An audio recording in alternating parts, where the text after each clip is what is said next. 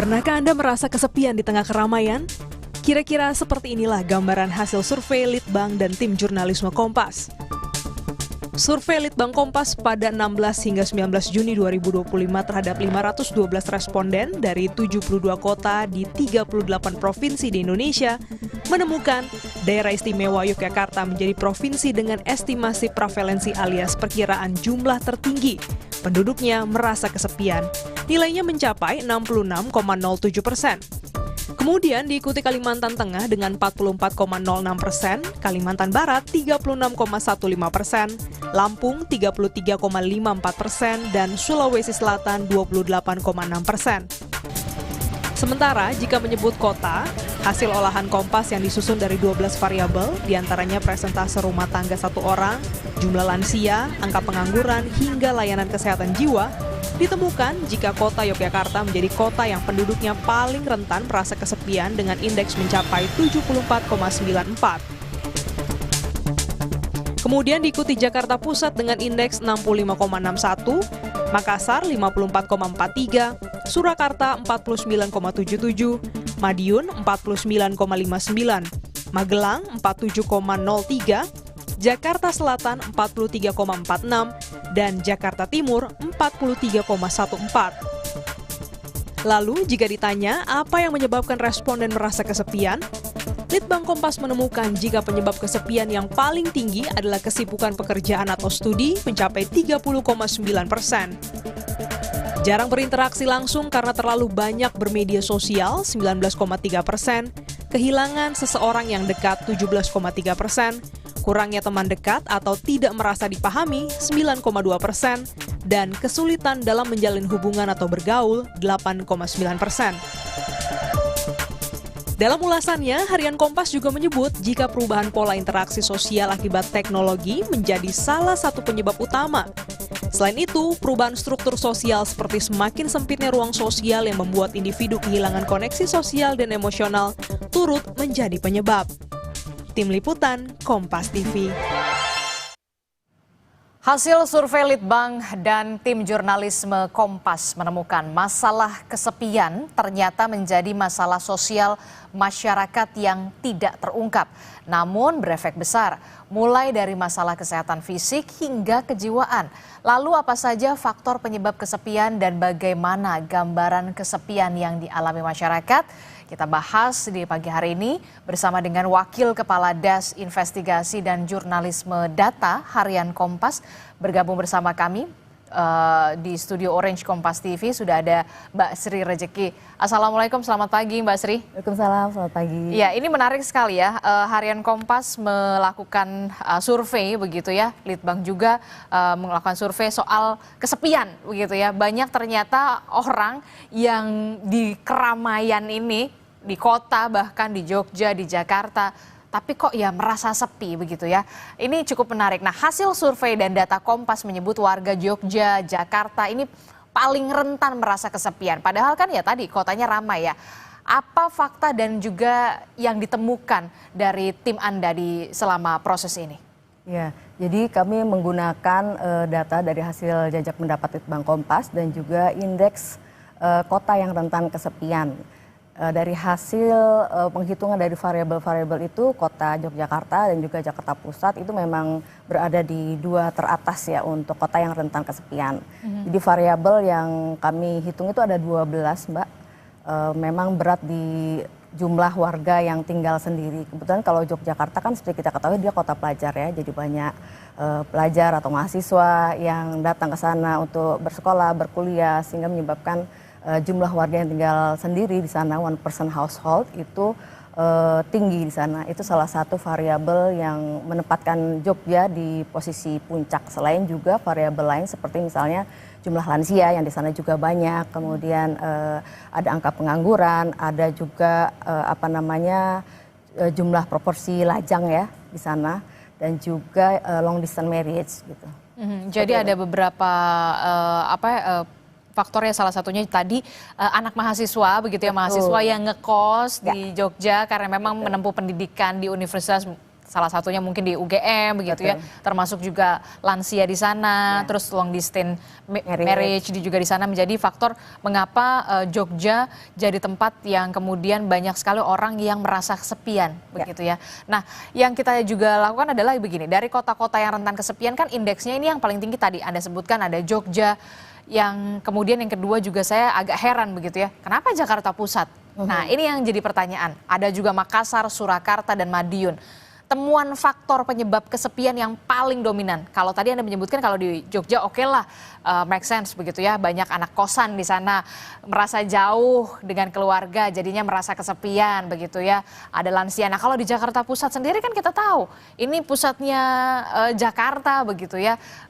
Banyak sekali aktivitas, ramai. Apa yang kemudian faktornya yang paling dominan? Kalau di Jakarta Pusat ini struktur demografinya sebenarnya mirip dengan Yogyakarta, hanya dia poinnya lebih kecil. Nah, cuma bedanya kalau di Jogja itu banyak mahasiswa, di Jakarta Pusat itu banyak pekerja begitu. Oh, oke. Perantau yang kemudian kerja, ya seperti kita ketahui Jakarta kan menjadi magnet ya, jadi banyak orang merantau ke Jakarta yang dia tinggal sendiri di sini, ngekos atau mungkin kontrak atau tinggal di apartemen. Nah, itu masuk juga dalam poin warga yang tinggal sendiri. Oke, itu kalau di Jakarta Pusat begitu ya, karena memang pekerja perantau dari daerah-daerah kemudian bekerja dan beraktivitas di Jakarta Pusat begitu. Ini menjadi salah satu faktor mengapa banyak orang yang dalam tanda kutip kesepian begitu ya, karena memang jauh dari keluarga. Lalu bagaimana dengan Makassar, Surakarta, dan Madiun, Mbak Sri?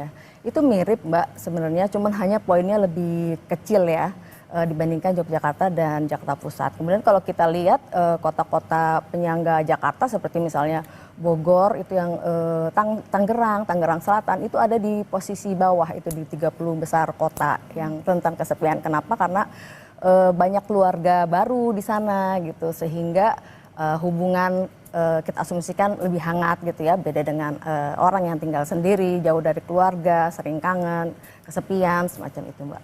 Oke, nah kan kalau kita lihat ya dari hasil survei Litbang Kompas yang juga menyebut memang karena kesibukan tadi Anda sebutkan Mbak Sri, kesibukan pekerjaan dan juga studi begitu ya, menempuh pendidikan jadi faktor penyebab utama kesepian.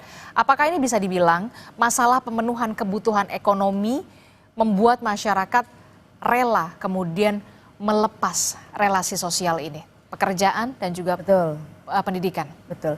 Itu salah satu penyebab utama ya kalau dari hasil jajak pendapat ini. Jadi kalau kita ketahui kesibukan itu membuat kita ya fokus pada kerja ya, sehingga mengabaikan relasi sosial, nggak sempat saling sapa, udah ya pokoknya fokus mikirin kerjaan gitu ya, buru-buru pergi pagi-pagi ke kantor, pulang malam udah nggak sempat ketemu tetangga, nggak sempat nyapa-nyapa tetangga, yang itu membuat kita kehilangan relasi sosial yang dalam gitu ya. Oke, nah temuan dampak spesifiknya itu seperti apa, Mbak? Dari orang yang kesepian begitu ya? Oke. Akibat kesepian. Jadi kesepian ini sebenarnya manusiawi aja ya. Kita juga sekali dua kali pasti kesepian ya. Nggak mungkin juga nggak kesepian. Cuma kesepian ini kalau kita biarkan berlarut-larut, dia akan menjadi sesuatu menyebabkan gangguan baik fisik maupun psikis ya. Kalau di psikis itu ya mungkin kalau kesepian terus akan menyebabkan gangguan mood, kemudian akhirnya bisa depresi sampai ekstrimnya itu membuat seseorang ingin bunuh diri semacam itu. Kemudian yang jelas seperti gangguan tidur, insomnia, GERD, sampai juga dengan penyakit-penyakit katastrofik itu juga ada korelasi dan ada kausalitasnya begitu. Misalnya seperti penyakit jantung, stroke, diabetes, hipertensi, semacam itu, Mbak. Karena kan ketika kita kesepian itu kalau menurut secara ilmiah aktivasi di otak ketika orang kesepian itu sama dengan ketika kita tuh mengalami nyeri luka fisik seperti itu. Jadi itu juga bisa menyebabkan sistem imun kita menurun dan ya otomatis penyakit lebih mudah datang ya. Jadi kalau ibaratnya kalau kesepian tuh luka yang tidak berdarah. Betul. Itu yang merasa sepi begitu ya. Biasanya mungkin juga produser saya juga kan karena jauh juga merantau begitu, ngekos juga di Jakarta. Mungkin juga di Jakarta Pusat begitu ya. Mungkin dia juga jadi salah satu responden ya, Mbak ya. Oke, Mbak. Jadi memang kesepian itu bisa berdampak terhadap kesehatan fisik begitu yang tadi Anda Anda sebutkan juga bisa GERD gitu dan juga penyakit lainnya termasuk juga soal kejiwaan juga berdampak. Nah, apa solusi yang bisa ditawarkan soal untuk mengatasi kesepian? Pemerintah khususnya kita pemerintah provinsi begitu ya, Jakarta, kemudian Yogyakarta atau Jawa Tengah atau beberapa kota yang memang tadi sudah Anda sebutkan ada beberapa orang atau faktor-faktor banyak orang yang merasa kesepian di saat suasana ramai. Ya. Jadi kesepian ini kan kita kurang mempunyai relasi sosial yang mendalam ya. Jadi untuk level pemerintah rasanya penyediaan ruang publik yang memungkinkan pertemuan antar anggota masyarakat sehingga bisa terjalin relasi yang dalam dan bermakna itu akan sangat membantu begitu untuk menghindari kesepian ini. Juga misalnya fasilitas-fasilitas publik seperti perpustakaan gitu ya, taman-taman atau ruang-ruang lain yang untuk mendukung terselenggaranya kegiatan komunitas itu akan sangat membantu terjadinya interaksi antar masyarakat gitu. Oke, jadi memang harus ada ruang yang lebih banyak lagi untuk bisa berkumpul begitu ya, taman-taman yang kemudian ditawarkan atau dibentuk oleh pemerintah Jakarta begitu ya, dan juga daerah lainnya. Kalau dari Kementerian Kesehatan sendiri, apa saran Anda? Kementerian Kesehatan sih mengaku memang belum menyebut secara spesifik soal kesepian ya, meskipun sebenarnya kesepian ini kan merupakan pintu gerbang dari depresi ya. Mungkin kalau depresi udah sering disebut, tapi kesepian sebagai pintu gerbangnya ini masih luput dari perhatian. Cuman dijanjikan paling tidak tuh ada semacam pelatihan ya untuk P3LP, penolong pertama pada luka psikologis. Nah ini mudah-mudahan bisa terwujud ya, karena dijanjikan ada pelatihan terhadap lebih dari 3 juta orang. Dan ini Mbak, tersedianya psikolog di level puskesmas seperti itu, sehingga bisa pakai istilahnya fasilitas BPJS ya kalau di puskesmas itu, dan juga orang terhindar dari stigma. Karena masih tabu sebenarnya kalau kita ke psikolog, wah jangan-jangan kamu sakit jiwa lagi gitu kan, itu yang kemudian gangguan mental. Tapi kalau ke puskesmas kan mau kemana? Ke puskesmas gitu kan, jadi orang terhindar dari stigma itu, karena ya itu tadi masih tabu, masih dianggap melanggar norma sosial ya kalau orang yang kesepian itu, padahal kesepian itu harus kita akui ya, dan kita kalau memang butuh udah sampai depresi berarti kan kita butuh bantuan profesional seperti itu. Oke, tentu saja kita berharap nanti pemerintah juga bisa mengupayakan banyak sekali ruang terbuka hijau begitu ya, taman-taman begitu, termasuk juga soal layanan psikolog juga di tingkat puskesmas begitu ya, fasilitas kesehatan yang paling terkecil di daerah kita masing-masing. Terima kasih. Kepala Des Investigasi dan Jurnalisme Data Harian Kompas, Mbak Sri Rejeki sudah bergabung dan membagi perspektifnya kepada kami semua. Terima kasih. Terima kasih Mbak.